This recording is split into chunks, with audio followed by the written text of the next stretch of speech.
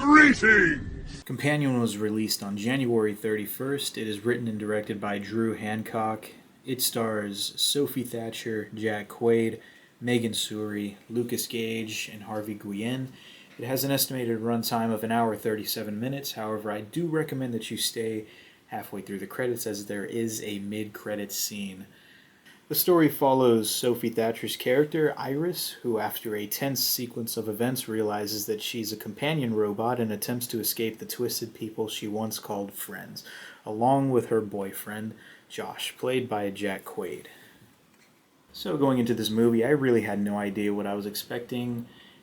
I did happen to check out all the trailers, as I did watch a lot of movies in December, but this movie was in a lot of the trailers that were shown before all of those December movies that I watched were shown. So I kind of knew that I was going to be interested in this movie. However, I wasn't really sure as to what to fully expect from it. Because, like I said, I wasn't really paying too much attention. I knew it was on my watch list, but I just kind of said, okay, I'll watch it without really knowing too much about it. I kind of want to go in a little blind to it. And what I found out was that this movie was a lot of fun.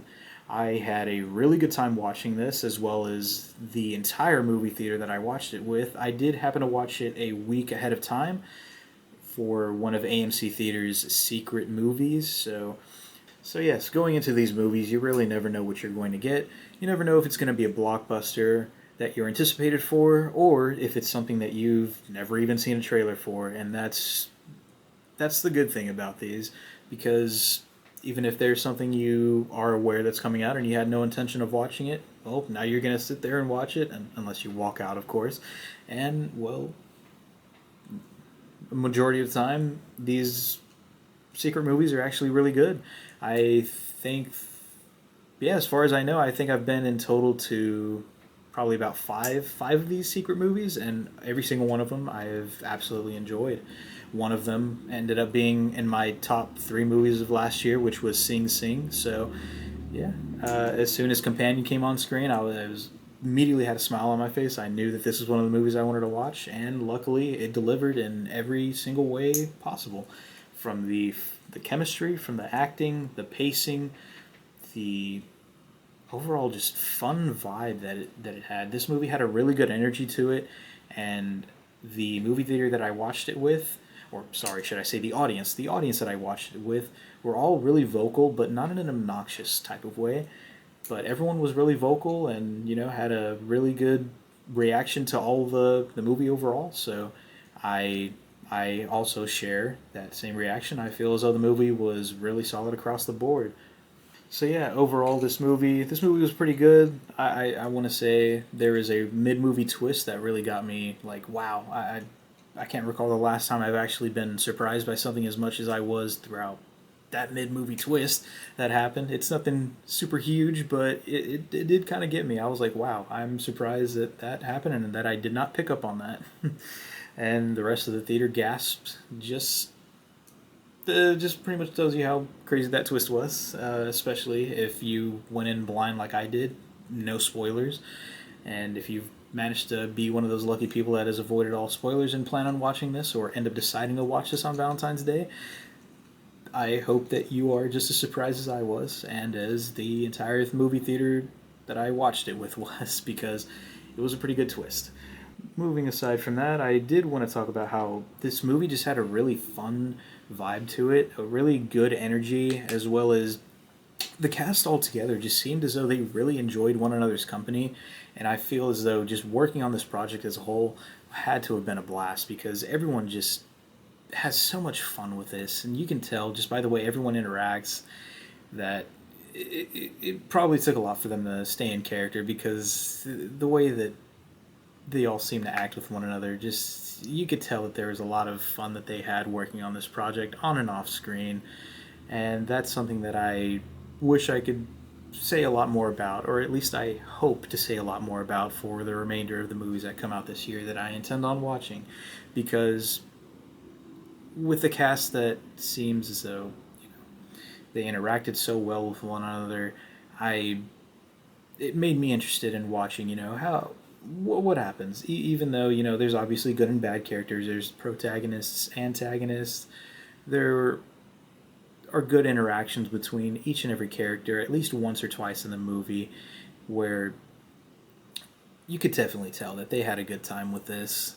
Like, this movie overall just had a really fun energy to it that I just can't elaborate on enough, especially without getting into spoilers. Specifically, the two actors that I do want to talk about and bring up, specifically are Lucas Gage and Harvey Guillen. Whenever you see those two on screen, you can expect to laugh and just to have a smile on your face, because those two just have really good chemistry with one another. I love the way they interact, and yeah, they definitely make up a good part of the comedic side to the movie. In regards to the negatives of the movie, the only thing I could really think of, and that just being one really small part, is just being the one little sequence at the very end of the movie. I don't think it ruins the movie overall. However, I felt as though it made one of the characters who seemed smart seem stupid, because there's a really crucial part to a plan that was orchestrated in the beginning of the movie where things start to go wrong, and towards the end of the movie, once everything starts getting resolved and everything, you kind of makes you question, did this guy really not know this little detail about how this could backfire on him? And how would someone as smart as him not know it? But I guess I could overlook it. I don't know. But as I said, it doesn't take away from the movie overall. It has a lot of good aspects about it. It tackles a lot of themes of the dangers of AI, control, toxic relationships, and obviously manipulation. Those are all things that are tackled in this movie.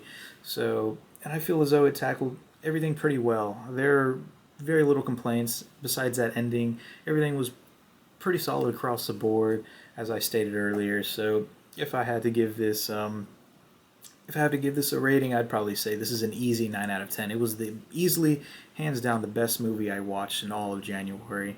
And if I were to compare this to any other movies, I would probably say that if you are on the fence about watching this movie, and if you enjoyed Megan, Ex Machina, or Get Out, definitely check this movie out for Valentine's Day, especially if you plus one both enjoyed those three movies, or any of those three movies by that means. So, that is it for Companion. So the second movie I'll be taking a look at is Dogman, which was released on January 31st. It is written and directed by Peter Hastings. It stars Pete Davidson as Petey the Cat, and it has an estimated runtime of 1 hour 29 minutes and does showcase a nice little, I guess you could say, montage or nice little artwork of everything that happens after the movie. It's one of those movies where, if you have a kid and he likes seeing all that stuff in the after credit scene, definitely stay and watch that, just to keep him quiet or whatever. So Dogman uses the power of animation to show and censor. Pete Davidson as Petey the Cat set off a bomb that leaves a police officer and his dog in critical condition. Yeah.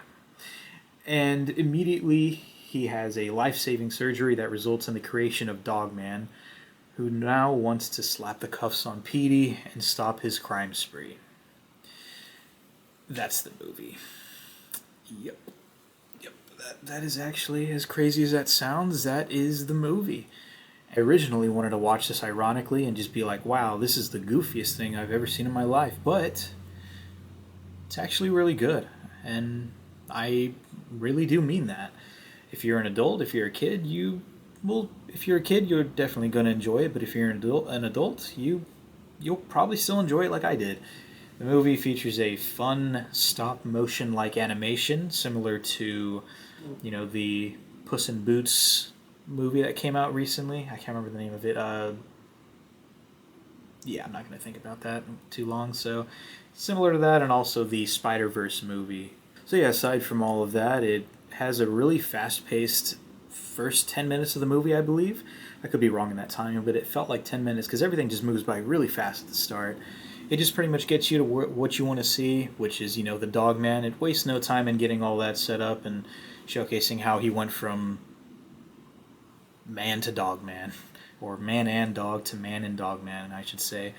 And, there's nothing wrong with that. I am glad that it didn't waste too much time doing that. It would have kind of sucked if it wasted like maybe 30, 45 minutes just setting that up. But no, it doesn't waste your time doing that, which I am glad it did.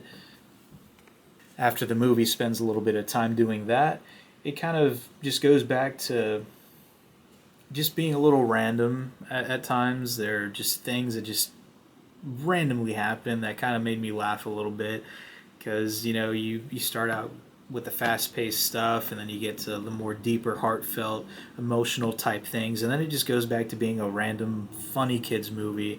And I feel as though all of that was balanced out pretty well. So if you have a kid, I would definitely recommend having a U plus one plus a kid or children. If you kind of want to watch something with your children and your husband or your wife and children, whatever, definitely give this one a watch. There's probably going to be kids in this one too, so they'll feel right at home watching this. There's something in here for everybody, which is good. If you enjoyed the Wild Robot, you will probably like this one. While it's not as deep and doesn't have those themes of unity and working together, it does have similar themes of friendship, family, and love, which is always good for your kid to watch and learn about and kind of take in for themselves. So with that, I would definitely say the Dogman, based off of everything I was expecting from it for the trailers, what I got, I would probably say this is an easy 7 or 8 out of 10. There's nothing really wrong with it. It's just, it's not really, the greatest thing ever. This type of movie has been done better, but there is nothing wrong with this. I don't want to discourage anyone from seeing this. This is definitely a good animated movie. I would say the best animated movie of the year, and actually I will say that because I think it is the only animated movie of the year. So this is definitely the best animated movie of the year. So definitely check it out if you would like something with your kids to watch. The next movie I'll be taking a look at is Paddington in Peru, which was released on February 14th. It is written by Mark Burton, John Foster, and James Lamont, and it is directed by Dougal Wilson. It stars Ben Whishaw as the voice of Paddington, and it has an estimated runtime of 1 hour 46 minutes, plus a mid-credit scene and a post-credit scene. So I would definitely recommend staying all the way until the end to watch that if you want some extra laughs. And a possible tease for a sequel. The story follows Paddington in his search for his missing aunt when she goes missing from the home for retired bears. And Paddington, as well as his family, travel all the way to Peru to figure out what happened with her. This is not the full review, so I'm just going to be going over everything really lightly. The movie overall was pretty funny. I had a lot of fun watching Paddington, as well as the visual effects. I just want to bring that up. The visual effects in here are really good. I know, from what I can recall, I didn't give the previous two a rewatch, but I know for a fact that obviously the visuals are now taking a step up, and I think they look really good. I'd compare them to the not the most recent one, but the Planet of the Apes movies, where specifically the last one with Caesar. So, everything looks really good here in regards to VFX, so yeah, that's always a really good thing to know. There's very little I could say about Paddington. Everyone already knows what Paddington is. He's like everybody's favorite bear, including myself. If you don't like Paddington, this movie probably won't change your mind, but if you already plan on seeing this, do you really need to watch this video? Yes, you're going to watch this movie regardless. It's just a matter of whether you're going to watch it for Valentine's Day or not. There's very little I could say about it that you probably won't already know, especially in regards to the fact that I could really, this is spoiler free, so I'm not really going to tell you anything about it. So there's very little that I could say. It's just an adventure movie. It's really fun. It was funny. There's only so much I could say about this movie. Easy like 9 out of 10 for me. It's not perfect. I do think it's amazing, though. There's absolutely no wrong in watching a Paddington movie. If you plan on watching it for Valentine's Day, especially if it's just you and your lover, 100% give this a watch. You already know what to expect from Paddington. If you and your plus one enjoy Paddington, this is no exception to all of those. So definitely give this a watch. If you don't need anyone to persuade you to watch this. If you're gonna watch it on Valentine's Day, watch it. You can't go wrong with the Paddington movie. I mean, come on. Do I really need to elaborate on that? It's Paddington. Paddington. I will give a full review on it, but for now, I mean, come on. If you're planning on watching Paddington, you're gonna watch Paddington. There's very little I can say about this movie. So, moving on. Hard Eyes was released on February 7th, and it is written by Philip Murphy, Christopher Landon, and Michael Kennedy. It is directed by Josh Rubin and stars Olivia Holt and Mason Gooding, and it has a runtime of 1 hour 37 minutes, and it has a mid-credit scene. So if you would like a little extra bit of funny in your movie, I would recommend staying for the mid-credit scene. The story of Hard Eyes follows a serial killer known as the Hard Eyes Killer that has been terrorizing couples on Valentine's Day for the past few years. Now in Seattle, the Hard Eyes Killer makes his move on an unsuspecting not couple, played by Olivia Holt and Mason Gooding. If you've seen the trailer, you already know exactly what to expect from this movie. A lot of gore, a lot of comedy, pretty decent acting. It's pretty good acting. The comedy, though, was really heavy. There was a lot of comedy in this movie.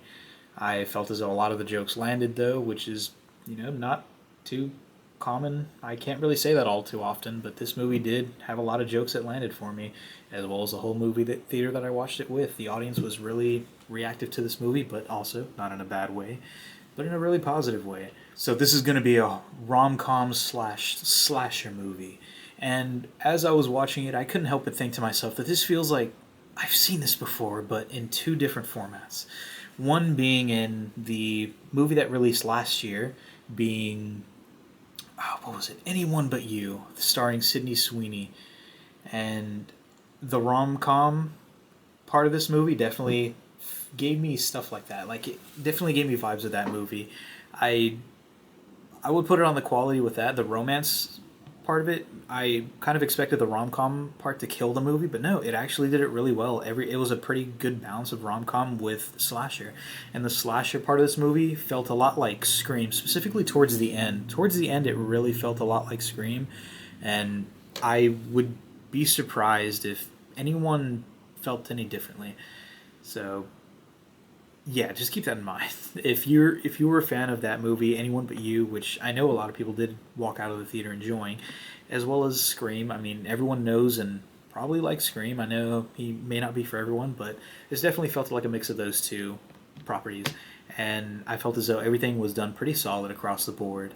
If there was anything negative that I could say about the movie, I would probably just go with the ending. While, yes, it does feel like Scream, it does feel as though it took that entire ending from Scream. And if you do watch it, I feel like you'll probably think to yourself, like, oh, I've seen this before. And, you're probably just going to think the ending is pretty mediocre. While it is, meant to, I guess that's what they're going for.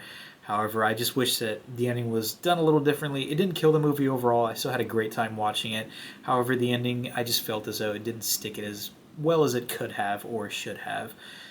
I would have preferred to see a much different ending. I personally can't think of anything myself, but I would have just rather had something completely different than, the Scream ending that we got. So that's probably the only thing I could say about it in regards to it being bad. The comedy, the romance is probably not going to be for everyone, so if you like these kind of cheesy rom-com / slasher movies, then yeah, it'll probably be for you.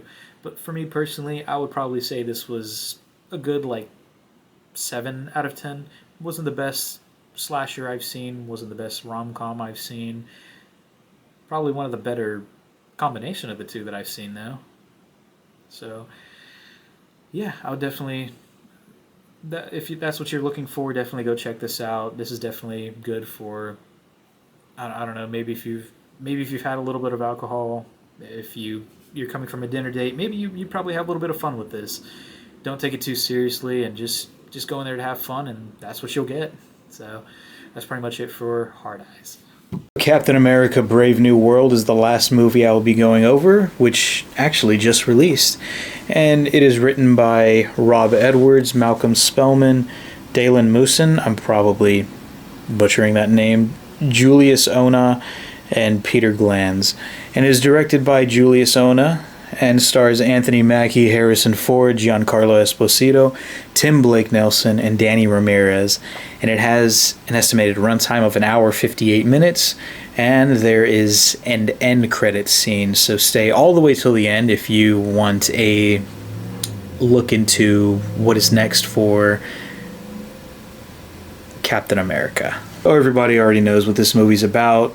Pretty much the some things go wrong. I'm not gonna go too much into it for now because I am doing a whole review on it, so now I'm just gonna lightly touch upon it. The movie just pretty much follows Captain America as he tries to pretty much go under like an undercover like mystery as to who is causing all of these bad things to happen, and it's obviously someone involved with the president, played by Harrison Ford. I'm obviously not going to be going into all of the stuff that everyone just wants to hear, which is, you know, the complaints and all of that. I went into this movie expecting to just be bored throughout the whole movie, and I wanted it to be good, obviously. Every time you go into a movie, you want it to be good because you don't want your time wasted.